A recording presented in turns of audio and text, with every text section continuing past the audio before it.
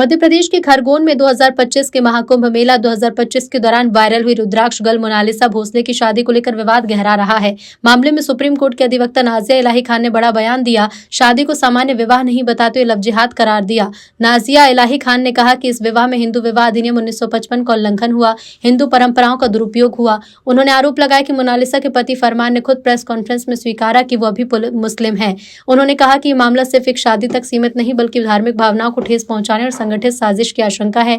बयान में शर्जील इमाम का जिक्र करते हुए उन्होंने दावा किया कि उनके पैरोल पर बाहर आने के बाद कट्टरपंथी संगठन सक्रिय हैं। साथ ही पॉपुलर फ्रंट ऑफ इंडिया पर भी आरोप लगाया और कहा कि पूरे मामले में पीएफआई की भूमिका और फंडिंग का संदेह है। ये सिर्फ नॉर्मल शादी नहीं है, ये प्रॉपर अप्रोप्रिएट लव जिहाद है और इस्लामिक जिहादी और रेडिकल इस्लामिस्ट और पीएफआई की मिली जुली ये लव जिहाद का पूरा कार्रवाई किया गया है और इसमें हिंदू मैरिज एक्ट 1955 का वायलेशन भी किया गया है और हिंदू प्रथा का और विवाह की जितनी भी प्रथा होती है हिंदू सनातन में उसको भी मिसयूज किया गया है और उसको भी कहीं ना कहीं उसका भी मजाक उड़ाने का काम किया गया है, क्योंकि फरमान जो है वो अपने प्रेस कॉन्फ्रेंस में साफ तरीके से कहा है कि वो अभी भी मुसलमान है।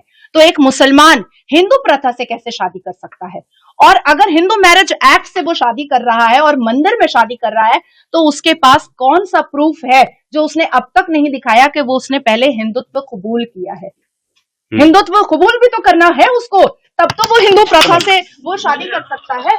तो यहाँ पर violation of Hindu marriage act आ रहा है, हिंदू रिलीजन को हर्ट करने का और मिसयूज करने का बहुत बड़ा एक क्राइम आ रहा है। और दूसरा कि शर्जील इमाम जैसे ही अपने भाई की शादी के पैरोल में बाहर आया है, वैसे ही ये जितने भी टेररिज्म ऑर्गेनाइजेशन हैं वो एक्टिव हो चुके हैं।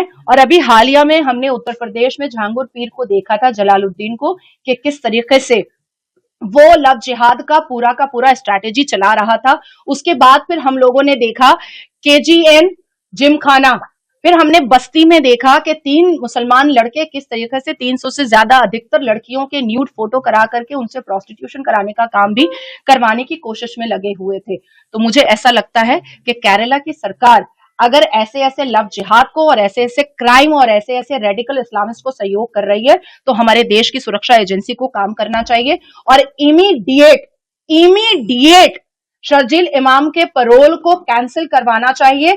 और शर्जील इमाम ने जब और जहां पर बैठ करके स्पीचेस दिया है NRC CAA के खिलाफ, उस वीडियोस में फरमान के प्रेजेंस को ढूंढ करके निकालने की जरूरत है, क्योंकि मुझे और सनोज भैया दोनों को यह संदेह है कि पीएफआई का इसमें बहुत बड़ा हाथ है और पीएफआई की फंडिंग भी है, जैसे झांगुर पीर के मामले में हमने मुस्लिम कंट्रीज की फंडिंग देखी थी।